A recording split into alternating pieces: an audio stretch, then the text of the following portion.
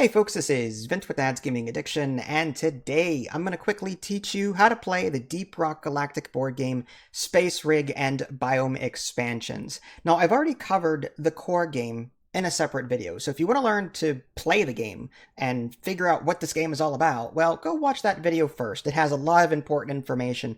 I'll put a link to that in the below description for you.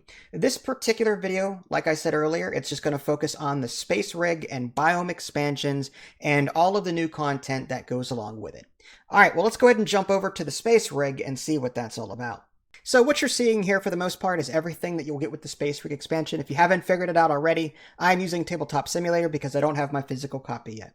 So anyway, starting from left to right, let's go ahead and check out the Rule and Mission Book. Now, this is available on Board Game Geek if you want to download it, but you have to have an account in order to do so. Or if you own Tabletop Simulator, like I have open right here, you can peruse this particular book at your leisure. It goes over the rules, the different missions that are available with it. It's got a lot of information. I highly recommend checking that out.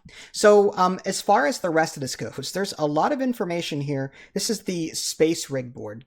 And the Space Rig is sort of like your primary hub for your assignments. So the way the Space Rig expansion typically plays out, you're going to go on an assignment, and an assignment is just 4 missions in rapid succession. You'll be able to upgrade your dwarves in between with cool gear. You'll be able to get different upgrades. There's even beer cards and challenge cards and different things like that. But the Space Rig is just sort of a central hub that you go to in between each mission. And again, it's broken up into 4 missions, kind of like a deep dive, but not really.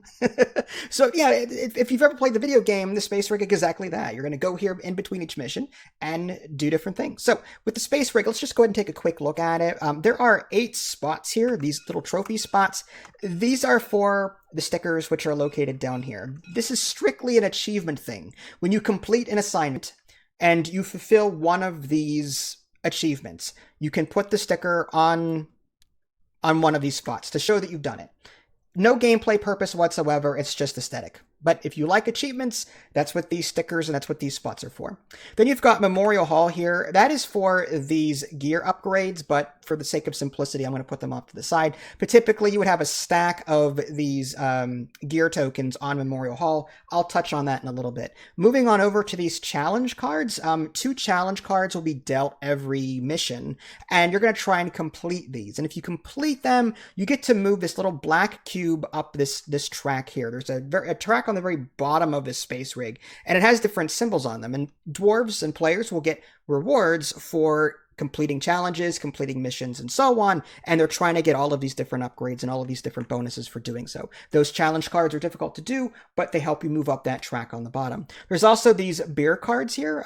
These are buffs typically. If you get the ability to draw beer, you draw 2 cards and players decide on which one they want to keep for that next mission. So beer cards are just a quick way of buffing the dwarves right before a mission. That's assuming that you've earned the right to get them in the first place. You'll need a special token in the future in order to make use of those beer cards. Then down here you've got your assignments.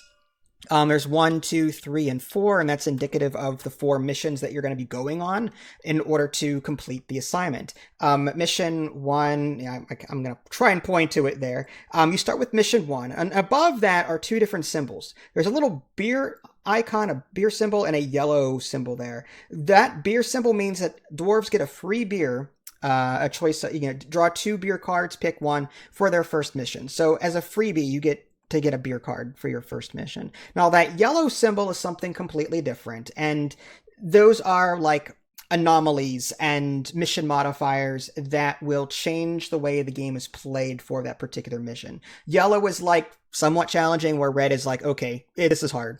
So as you can see in mission 4, there's 2 red ones, so it's going to get relatively more difficult as you go.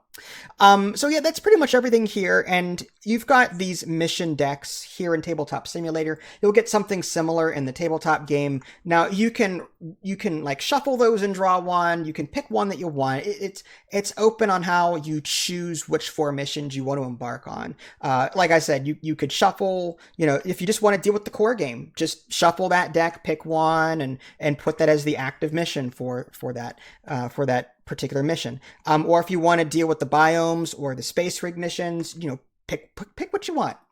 Deal one or pick what you want, whatever you want. Just pick one, and you're going to be putting that in this spot for the next mission that you're embarking on. So that's the space rig there. I mean, again, I kind of gave it a brief overview, but that's what that is. And then moving on to the right here, I kind of alluded to this earlier. These are gear upgrades.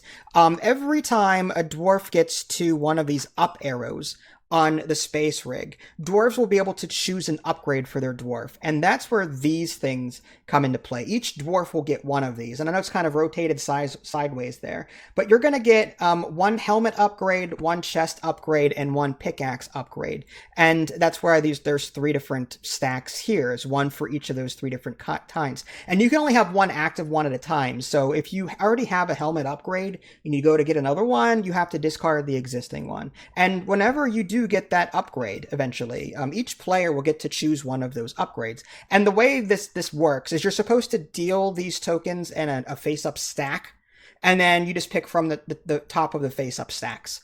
Okay, and in Tabletop Simulator, there's an actual bag, so whenever you pick one, just immediately replace it with a new one. That's how that's simulated. But typically, these are all done in face-up stacks, and then you choose one from the stack that you want, and one underneath is immediately visible for the next player to possibly choose if they want it. And then, you're going to put these upgrades in those slots there, and those particular things, they go on your dwarf board. Again, I'll show you that in a little bit, but typically that's what these are, and again, they would typically go on Memorial Hall over here when you're setting up your tabletop game. Earlier, I kind of alluded to these red and yellow mission modifiers.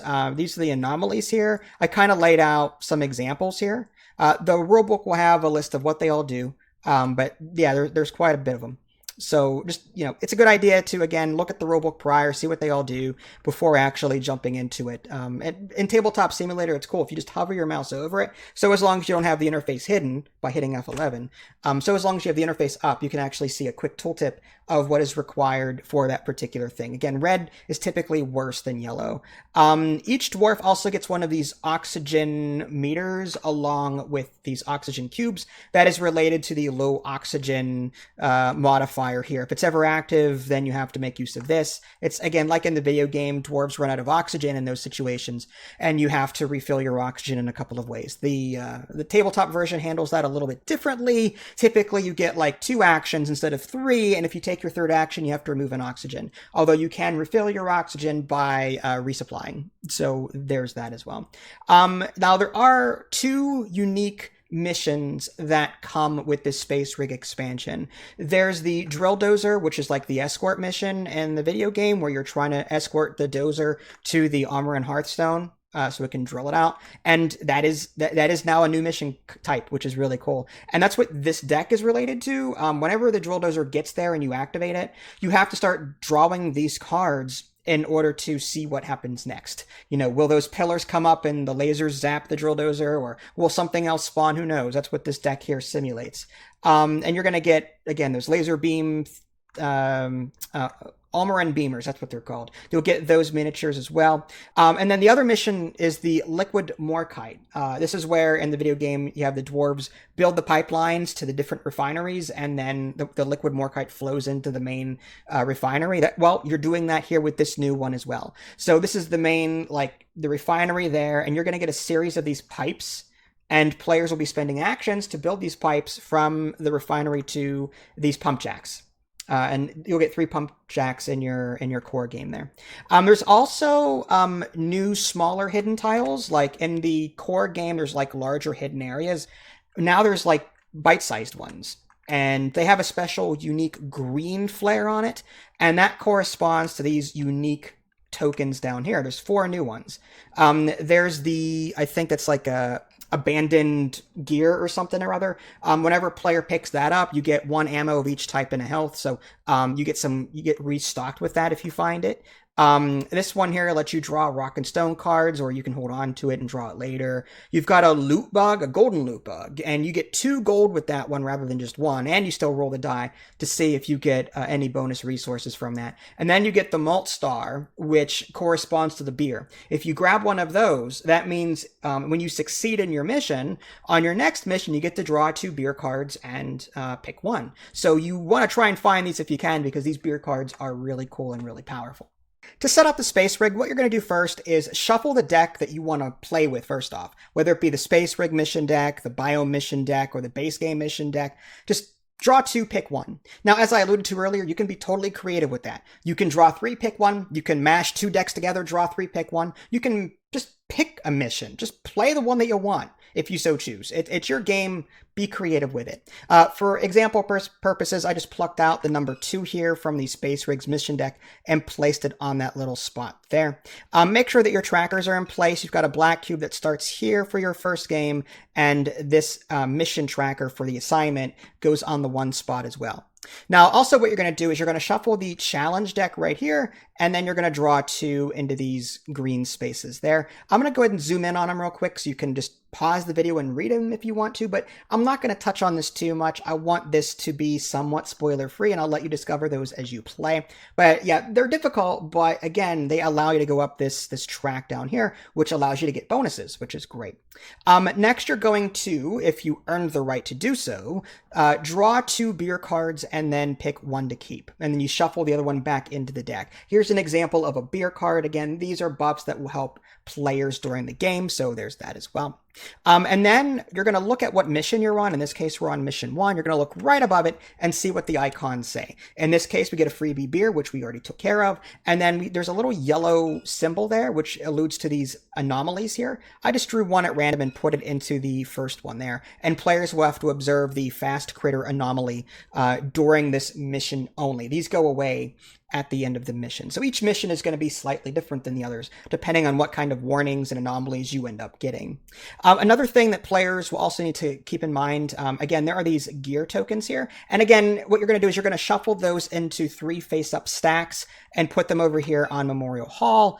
I'm not going to do that because they don't snap right in Tabletop Simulator. I just keep them off to the side. But make sure they're stacked face up and available for players. And then finally, related to that is this little piece here that goes on your player board. I'll just quickly show you where. I'm going to just drag it over here to the scouts board. It goes right here, right above your health. Let's talk about the progression track for a minute. As I said earlier, by moving this cube up the track and even looping it around like so, you're going to be unlocking new cards and gear and different things like that in order to become more powerful. How do we get that black cube up the track? Well, there's a couple of ways to do it. First and foremost, by completing missions. If you, at the end of the mission, fail it, you move up the track once. So you still make some headway. Even though you've lost the mission, you still have to repeat that mission, but at least you've made a little bit of progress. Okay? If you succeeded in that mission, you move up 2 spaces. And then you move on to the next mission after that. Now, aside from either failing a mission or succeeding a mission, which is, again, 1 or 2 spaces respectively, you're also going to be completing these challenges. And with every challenge you complete, typically, you move this marker up 1 more space. Okay? So even if you fail a bunch of missions, you're still going to be making some kind of progress, which is great. Now, what do these different symbols mean? Now, this up arrow, for example, that is the gear upgrade. And players will take turns in whatever order they want, taking one of the face-up gear tokens from the 3 different stacks. Again, there's 3 stacks. There's the chest, there's the helmet, head, whatever, and then there's the pickaxe. So, player may decide, oh, I want this one, and then put it there. And then you draw a new one to immediately replace it. In Tabletop Simulator, you're going to draw a new one. But again, they're in face-up stacks on the actual board, the tabletop physical copy. So whatever's next in line, players will immediately see that. As a reminder, if you try and grab one that you already have, you have to first discard the existing one in order to take the new one. But again, this gear will persist from mission to mission.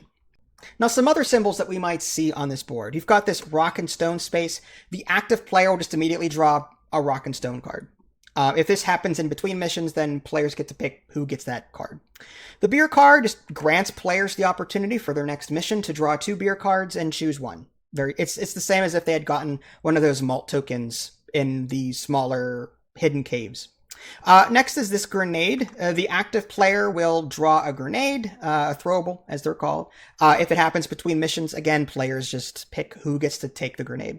And then lastly, this permanent weapon upgrade. It only happens the 1 time on this board, but what that means is you get to carry over 1 weapon upgrade from mission to mission. So if you happen to get a really cool upgrade and you want to keep it, typically you refresh everything. Aside from the gear, and the progression here, you refresh everything. And that means getting rid of your upgrades and everything on your weapons. This is a permanent upgrade Okay, so you can choose one upgrade to persist from mission to mission. You can even change the upgrade if you want for the next mission. So if you don't like the current one you have, like, I guess you could change it to something else if you wanted to. More specifics are in the rulebook, but there's only one of those. That's why it's super powerful, though. One of the new mission types in this particular expansion is the liquid Morkite processing mission, and typically that involves 3 phases. Locating the 3 Morkite wells in the nearby hidden caves, connecting the 3 Morkite wells to the refinery platform, and finally collecting all of the liquid Morkite and escaping in a drop pod. So that's not as complicated as it sounds. All you're really doing is you're going around the board looking for these hidden caves and then digging into them in order to reveal them. So let's just say the Blue Scout did exactly that, rolled the mining pickaxe die and got the symbol needed to reveal this one. You place the monsters as is normal, but in place of the flare, you're going to put the pump jack. It automatically comes down. You don't have to spend an action to put it there. It just automatically does that. Now, in the meantime, other players may have found pump jacks already, and you can even build pipeline in the meantime. To build pipeline, and for one action, you can build as many pipes as you want on your character or within one space adjacent to your character. There are some rules, like you can't put like pipelines on sentry guns and supply pods, but for the most part, pipelines can go anywhere. And it's very important to note that there's like actual like little pipe outputs there. There's one there, one there, one there. So make sure that when you're connecting the pipe that they're going into those appropriate spots. Let's say the green gun here did one action and decided to do that. There we go, rotate it that way. So that would be one pipe there. And again, this is all one action. He might do something like that and put the curved pipe like that. And again, he was right there in doing that. Now, there are special rules with regards to line of sight with pipes, and line of sight and movement rules with pipes and pump jacks and refineries. There is a very specific page in the PDF rulebook.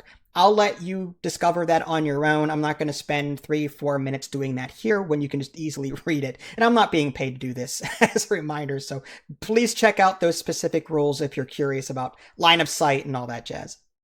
I will say this, though, regarding pipes. You can actually slide your dwarf on them, like in the video game, and that's at no movement cost. So once you move onto a pipe, you can actually move anywhere you want along that same pipeline at no movement cost. But as soon as you start moving off of it again, it's going to start costing you points to actually move that dwarf again. So that's really cool. You can actually slide at no movement cost. Now, once you've connected all of the pipelines to the pump jacks and you're ready to start the refinery, you just need to bring a dwarf over to it, either on it or adjacent to it, and spend an action point in order to activate it. Once the refinery is activated, you're going to put one Morkite on each of the different pipelines closest to the pump jack. So there's one there, there's one there, and there's one there. And throughout this process, it's going to be pumped through these pipes toward the refinery. And when it hits the refinery, it goes into the dwarf collective pool area, and it's been collected. The ultimate goal is to get those Morkite crystals to the refinery. And as I said, this normal process, it's completely different than what you're used to, trust me. So at the end of the active dwarf's turn, when the refinery is pumping, you are not going to draw an event card like usual.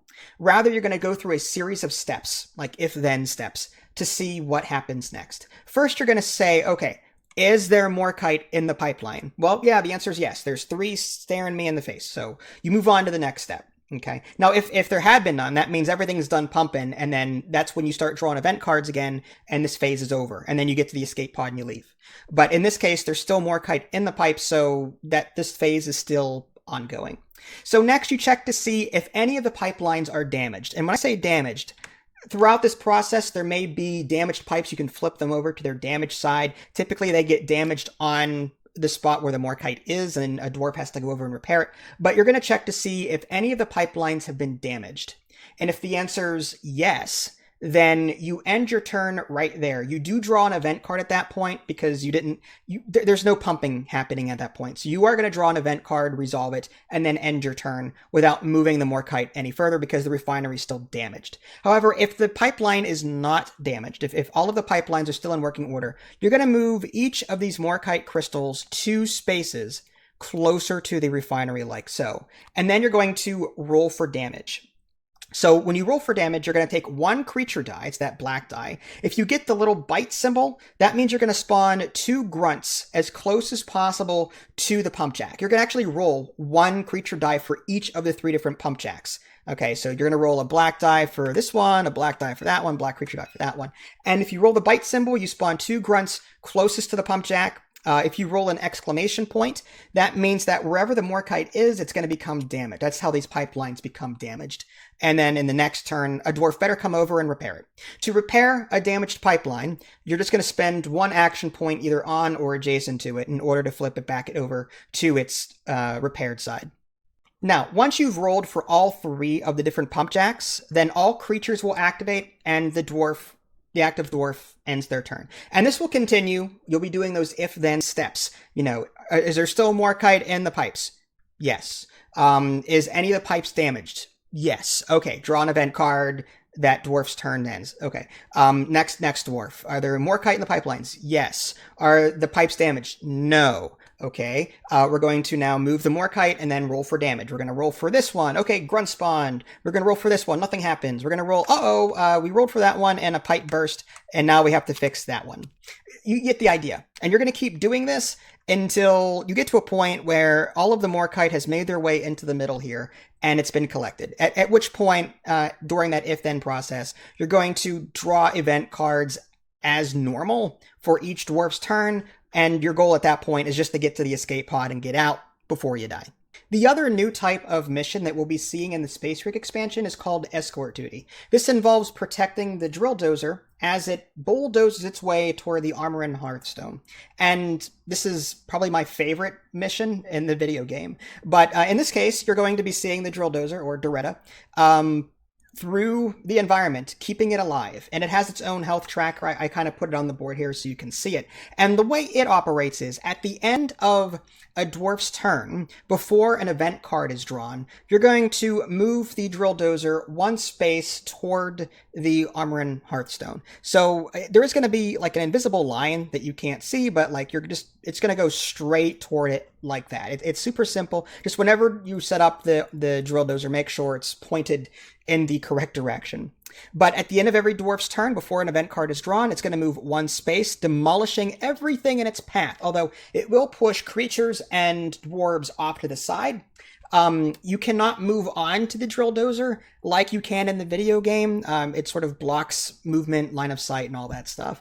As far as creatures attacking it, if there's a tie, the creatures will favor dwarves first, and then sentry guns, and then finally the drill dozer. So the creatures will attack the drill dozer if it's the closest target, but if there's ever a tie, the drill dozer is always like last priority. So just to sort of simulate how this thing might move, let's say the driller finally ended its turn, and then this drill dozer is going to move 1 space forward, carving out a path as it goes, and then finally an event card is drawn, and so it goes. Eventually, it's going to come to a point where this drill dozer is going to make all the way up here toward the armor and hearthstone, in which case something else happens. Once players are ready, assuming that the drill dozer has reached its final destination, which is adjacent to the armor and hearthstone, a dwarf standing next to the drill dozer can spend an action point to activate it, and then something special happens at that point. The dwarf will finish their turn as normal. However, rather than drawing an event card, like a normal event card, you've got this special deck of armor and hearthstone cards here. There's 7 of them. You're going to shuffle them up and then get rid of 1 of them, and you're left with 6. And you're going to be using those 6. If you manage to get through all 6 of these cards and Doretta is still alive, then you've successfully mined out the armor and hearthstone and collected the stone inside, and in which case you can promptly leave. But you're going to be dealing with these event cards at the end of every turn, and some of them are really nasty. Some of them will involve I don't want to like spoil too much for you, but some will involve those little laser things that will pop up on these exclamation points here, and they will do regular damage to the drill dozer, for example, if you don't take care of them. These do block line of sight and other things. There are special rules associated with those, but I'm not gonna delve too deeply into them. Just keep in mind that you're going to be going through this deck of 6 Armor and Hearthstone cards. If the Drill Dozer survives through all 6 cards, then this is successfully mined out, and then you get to take the gem, and then you can skedaddle. One thing I forgot to mention, whenever you do collect the Armor and Hearthstone gem, a dwarf has to be adjacent to it and spend an action point in order to pick it up. At that point, I guess it gets strapped to Molly, and it just goes into a shared collective pool. The other thing I forgot to mention is that whenever you're done drilling out the armor in Hearthstone, you go to regular event cards at that point on your way out to the escape pod. Now, what you're looking at here is the biome expansion, or at least an overview of that. Again, I'm using Tabletop Simulator. You're going to get a lot more physical components than what you're seeing here. This is just a quick overview sampling of everything that you'll probably get in the physical version. For example, you're going to get a lot of creatures, which is really cool. So you've got these, and I always mispronounce it, Nadosite hatchlings. That's what these things are there. You've got the breeders, which breed more of these guys. You've got the Cronar shellbacks. Go ahead and make fun of my grammar. It's fine. Rammer. You've got the Stingtail. All of that looks cool. I can't wait to get the physical versions. And last but not least, the Dreadnoughts. This guy has a whopping 15 health and has his own damage deck of cards. So kind of like the armor in Hearthstone in the space rig, this guy's got his own deck that is going to just ruin your day. Now, in addition to new creatures, you've got a bunch of these double-sided boards. And again, this is just a sampling. This is not the full range of tiles that you'll get. But you've got is it the Azure Weald? I don't know if I'm pronouncing that right. There's 4 main biomes. There's that one, and you got the Magic Hole, which does something special. I'll show you that in a little bit. You've got the Dreadnought Cocoon, which goes hand in hand with this guy up there. You've also got the Fire biome. You've got the Bog, I think, biome, like the Poison one. And then you've got the Frozen Frost one. So there's 4 main biomes, and again, they are double-sided. And, typically there's fire and ice on the one side, and then this other one has just the green and blue. The Bog and the Azure Weald on the other one. Now, there's also some new tokens and some new minis. For example, this poison thing would go on this biome here and typically poisons everything around it. The Cryo Bulb would go over here in the frozen one. The Exploding Plant works in 2 different biomes, the fire one and I believe the green one. And then you've got the Glowing Crystal, which goes over here in the Azure Weald. You've got the Glyphid Cocoon, which is a special type of new, I don't want to say unit, but it contains the web spitters, and there are mission-specific event cards that will trigger the hatching of these things and will spawn a web spitter. So if you see these out on the field, you want to kill those eggs, or the cocoons rather, before they hatch. There's some like frozen tokens for the hypothermia over here, and the lava geysers for the fire one over here. So lots of new content with this new biome expansion. Next, I want to briefly highlight some of the cool features found in these biomes, and we'll start with the Azure Weald. I'm going to butcher that. Anyway, there are 2 main things that make this particular biome unique. You've got this magic hole here, which essentially is just free movement. Any creature or dwarf that moves through it, you don't count any movement points for doing so. So it's just free movement through this particular space. You can't put anything on it. It's just like some sort of magical field. And then you've got this glowing crystal, and any creature or dwarf standing adjacent to it, they can't be stunned, webbed, or frozen. So it's kind of like a special buff that you get if you're standing next to it. Let's talk about the Fungus Bogs. That's the green biome that you're seeing here. There's 4 main things that make this particular biome stand out. We'll start with these poison spore fungus things.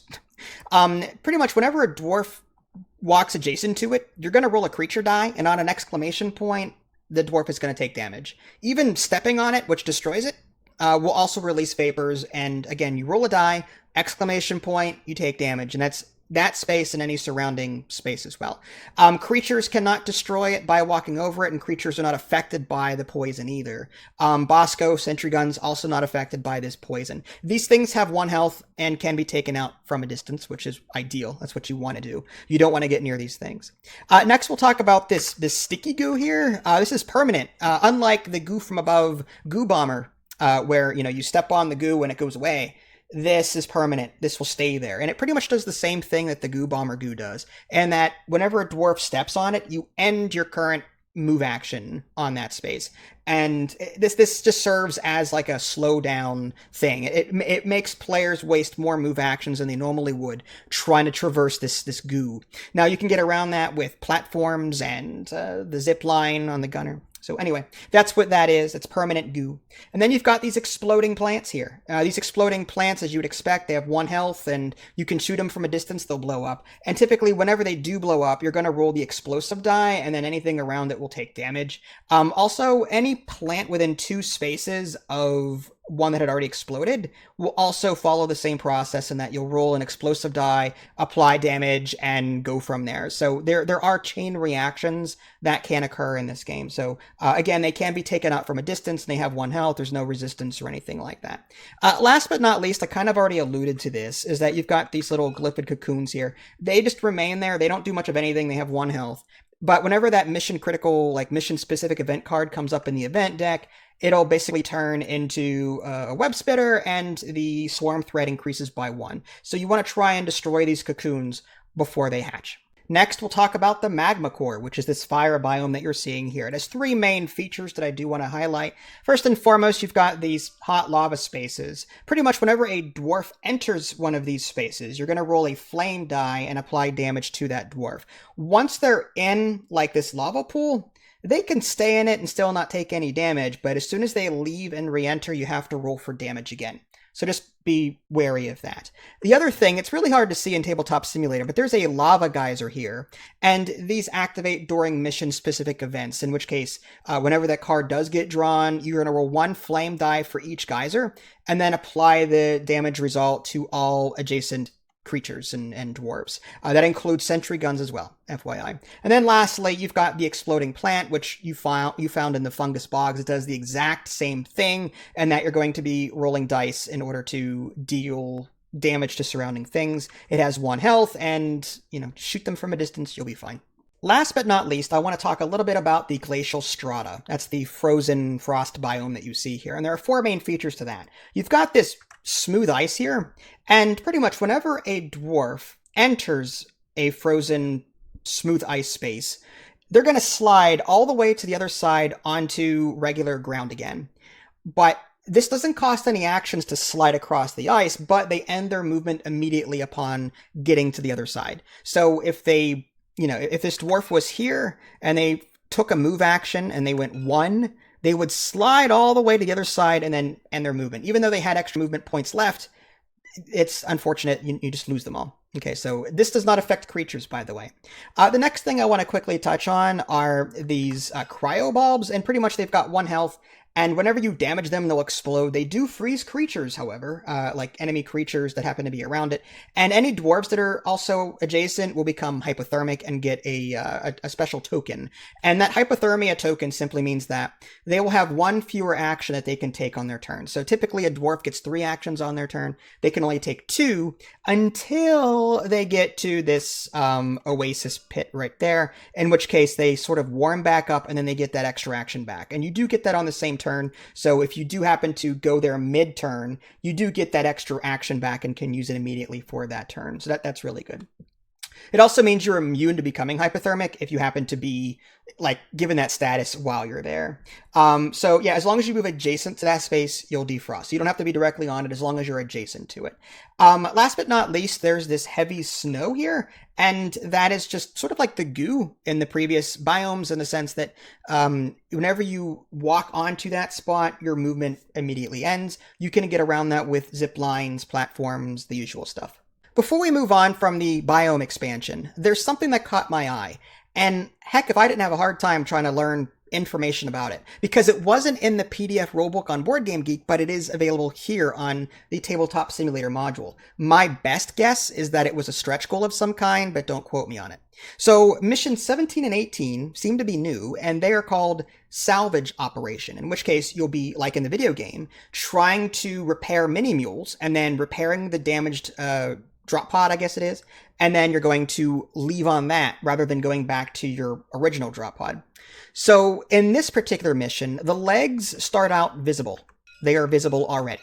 And the dwarves are going to go around trying to find the body. And the bodies are hidden under these question marks, like these flares, okay? So dwarves are going to go around flipping these over, trying to find, there's one, finding a body. And what they're going to do is they're going to go over to a leg and then do a pickaxe action to try and collect it.